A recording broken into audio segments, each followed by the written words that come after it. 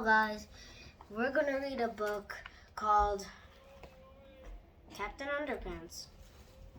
Okay, it's in full colors. I used to read this, and let's start. Make sure to make this into 100 subscribes. Okay. There's a lot of chapters, but I'm gonna only read chapter 1 to chapter 2. Okay. Chapter 1, George and Harold. Meet George, Baird, and Harold. Hutchins. George is the kid on the left with the tie and the flat top. Harold is the one on the right with the t-shirt and the bad haircut. Remember that now. I'll show you the pictures when I read chapter 2. George and Harold were best friends. They had a lot in common. They lived right next door to each other, and they lived right next door to each other, and they were both in the same 4th grade class at Jeremy Horst Elementary School. George and Harold were usually responsible kids whenever anything bad happened.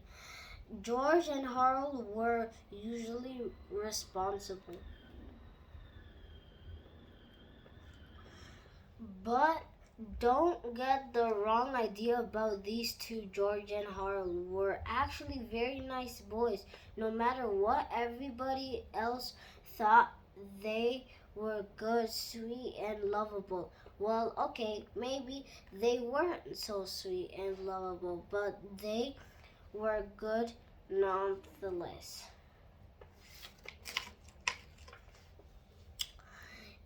It's just that George and Harold each had a silly streak, a mile long usually. That silly streak was hard to control. Sometimes it got them into trouble, and once it got them into big trouble.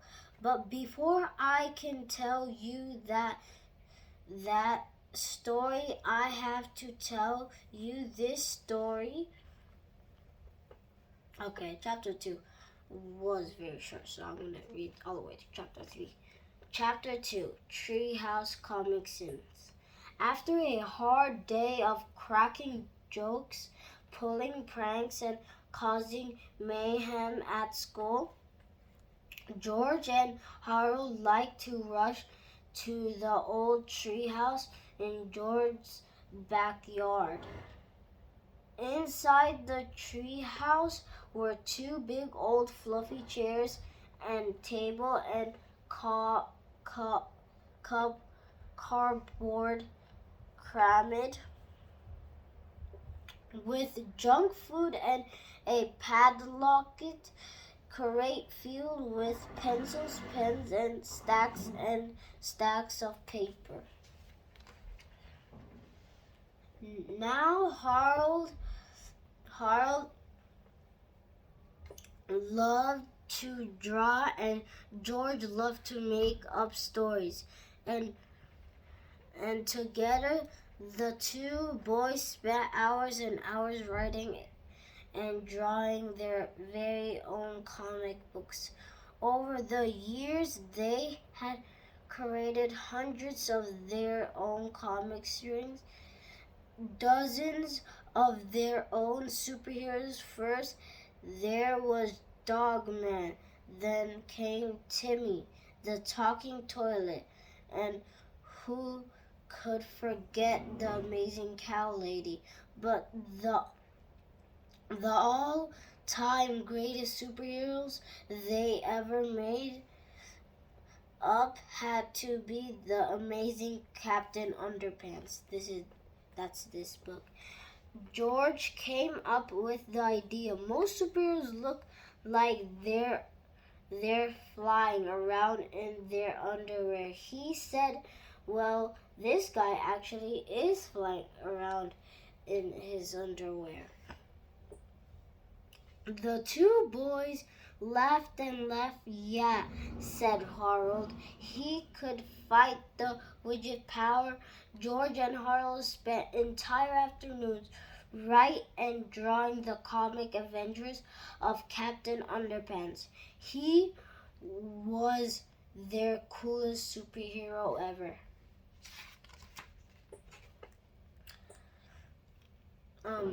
Luckily for the boys, the spirit at Jeremy Horowitz Elementary School was much too busy to keep an eye on the copy machine, so whenever they got a chance, Harold and George would sneak into the office and run off several hundred copies of their last Captain Underpants adventures.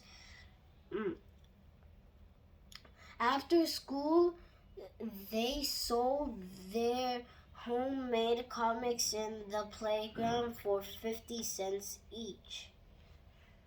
Chapter 3, The Adventures of Captain America, written by George Baird. Cartoons by Harold Hank. No. You have to skip these ones. Okay. Chapter 4. Mean old Mert Cooper. Do you see that old guy looking out the window up there? That's Mr. Kerpoo, the principal.